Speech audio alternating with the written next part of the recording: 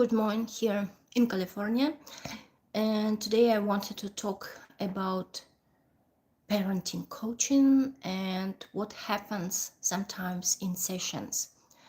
Coaching is about partnership between coach and client, so coaches don't give advices, and it's pretty hard in parenting realm when parents come, especially with young children or teenagers. They come with very hard situations, and as human being I want to help them, and I see their emotions. There's hard situations, they like desperate sometimes, and I feel the emotions. I see they need help right away, and it's quite hard to uh, ask open-ended questions, where you want to be in 5 years from now, all those um, explorative questions of coaching. So in parenting coaching, sometimes I'm share a lot, share from my experience as a mother, share from other coaching sessions for with other parents without naming them, share practical stuff that worked for others, that I know that will work from a developmental psychological point of view, and I share from standpoint of developmental psychology what happens in this age. But I don't give advice what to do for you as a parent. So it's your call what to do, depending on your goals. What do you want to achieve? What do you want? How do you want to see your child in the future? And the problem is, many parents don't know what they want, or how do they want to see their child, and they want to resolve the problem right away.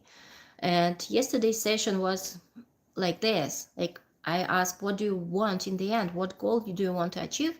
I want to end this bad behavior, was the reply of my client, the new client. And the client was so desperate to resolve this exact behavior. The thing is, behavior, negative, bad behavior, is not about behavior. 3 years old boy acting out is not about behavior. It's about something that happens with this boy in his inner world. And nobody cares. Everybody cares about him acting out. And behavior is a way of communication that children have. They cannot form complex concepts. They cannot quite communicate what they feel. They just can use their body, their voice, their expressive nature to communicate what they feel, what they have inside, so they act out. Us as parents need to understand it, and yet we try to correct behavior rather than read it. A huge mistake.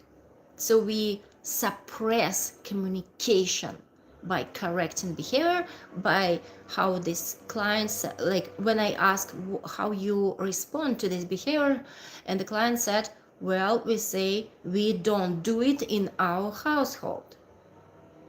So what they say, we don't express ourselves, our needs in our household.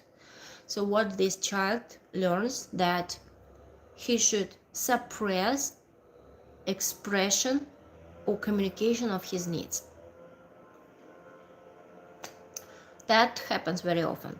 So next time he has some needs, he will either suppress them. He knows that nobody cares. He needs to sublime, or he needs to get attention. Either he will misbehave again, to just to have attention, just to know that somebody sees him, even though through negative behavior,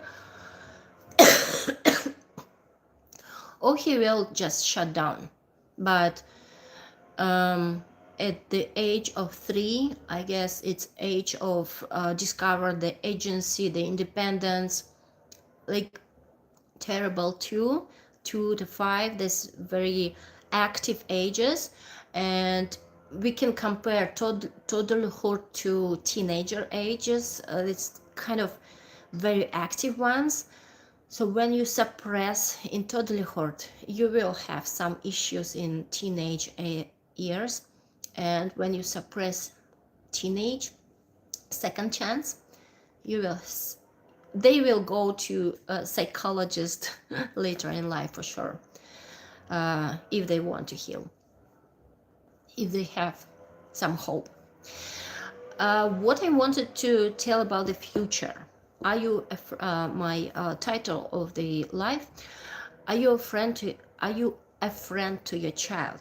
Our future is changing so much, and as I see our future, it will be very dependable on communication, relationships, and forming independent relationships with other people. Like it will be skill-based and project-based economy. Less institutions, less predictability, less stability.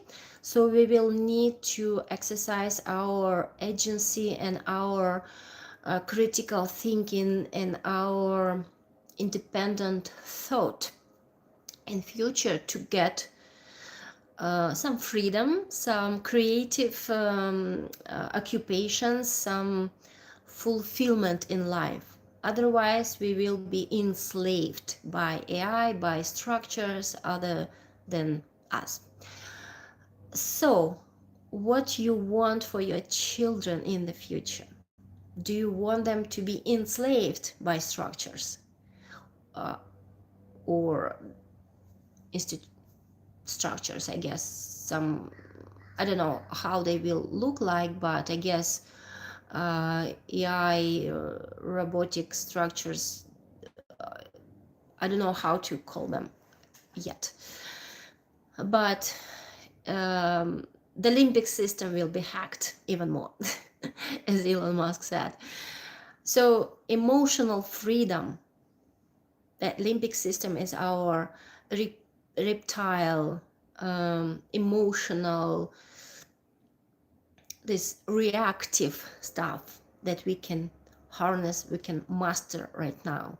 Reactivity, as many clients come to me, too reactive. Well, train yourself to stop, allow yourself to have a pause, allow yourself to claim this time and pause before replying.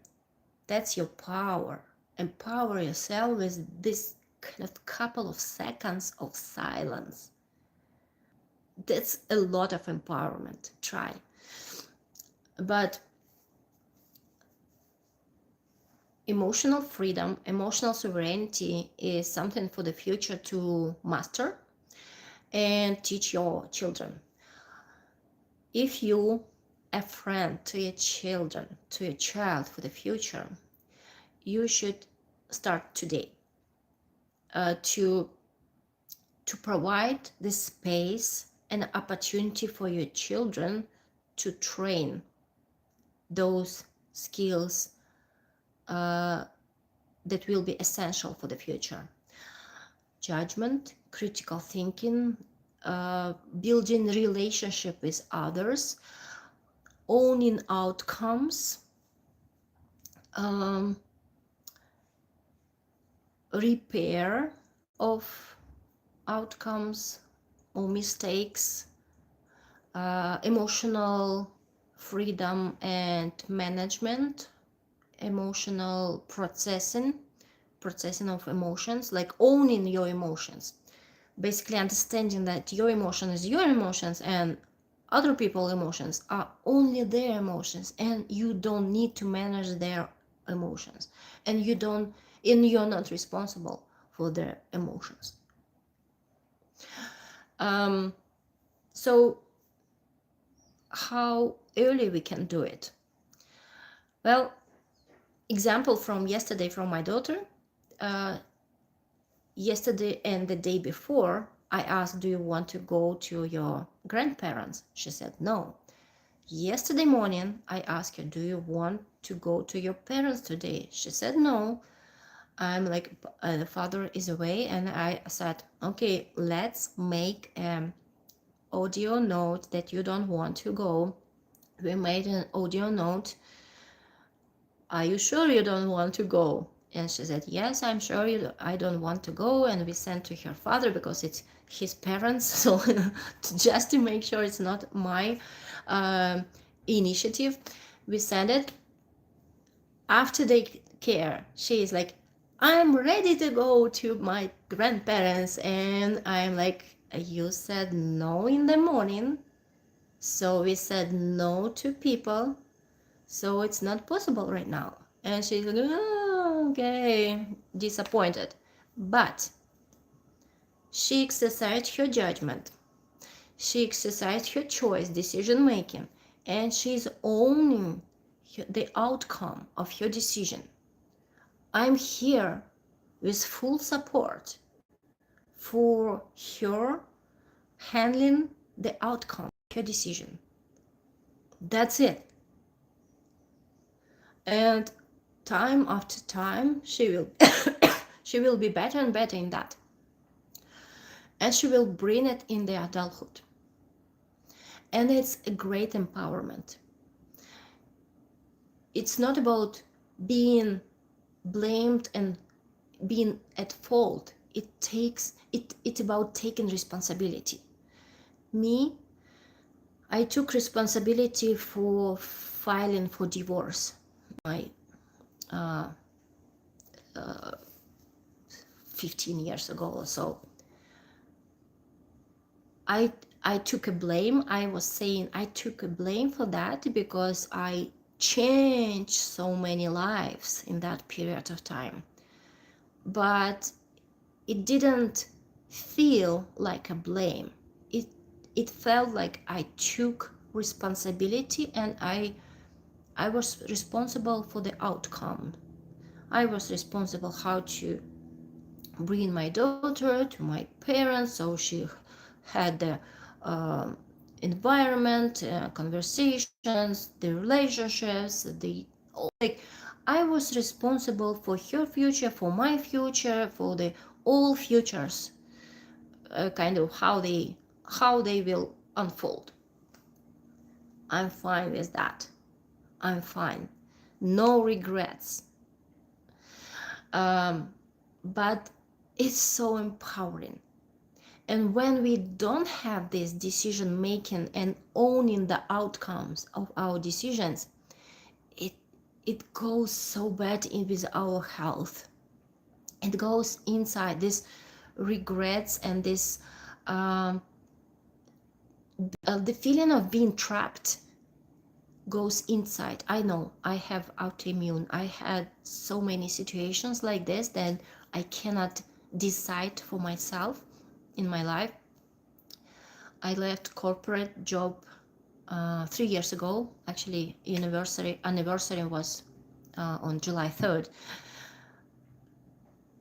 Those decisions liberate us, but I couldn't do it until 40 something, right? And it took me so much to liberate, to make those decisions, because in the childhood I wasn't my will and my agency wasn't cultivated. I had to do it in the adulthood, during my adulthood years, and it was harder, much harder to persuade myself that I'm worth it, of making my own decision and take responsibility for my own decision. And it's okay with others. It's okay to disappoint others. It was much harder to kind of separate my emotions from the emotions of others.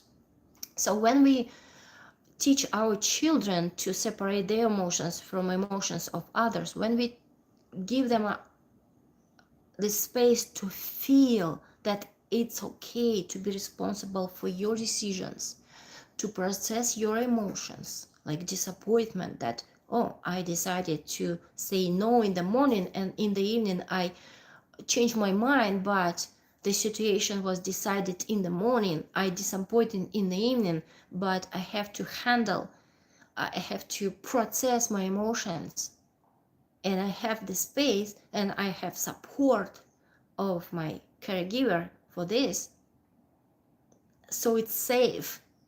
Nobody suppresses my crying, my disappointment, my anger.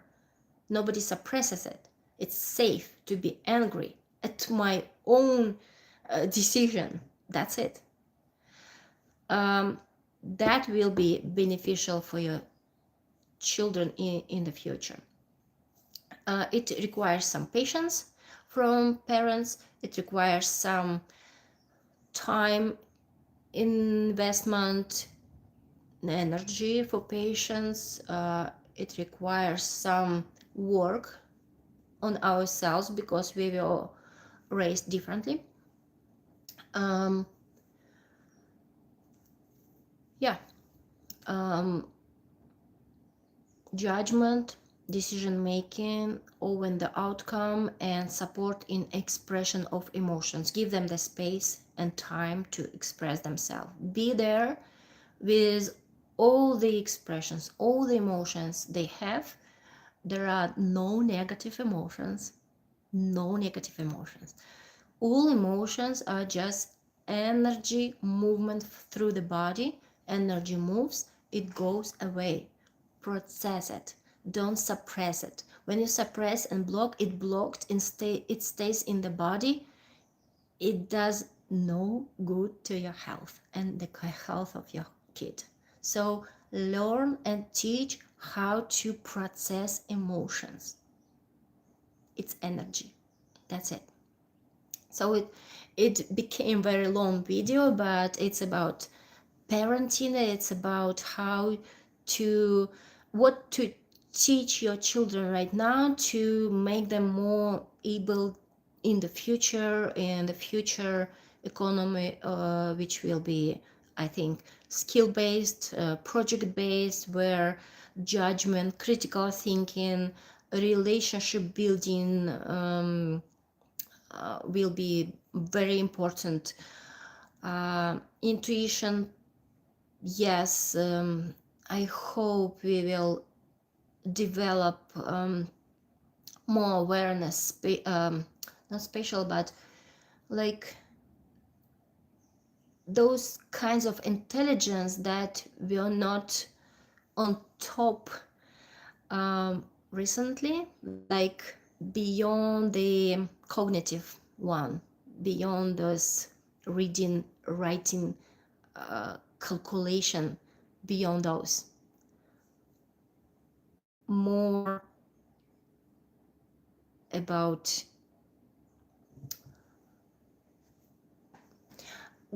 check the Gardner's 12 types of intelligence, Gardner's typology. There are a lot of types of intelligence, and when we cultivate and recognize those types of intelligence in our kids and empower them in their strength, that will be a lot of help to them too. Thank you for being here.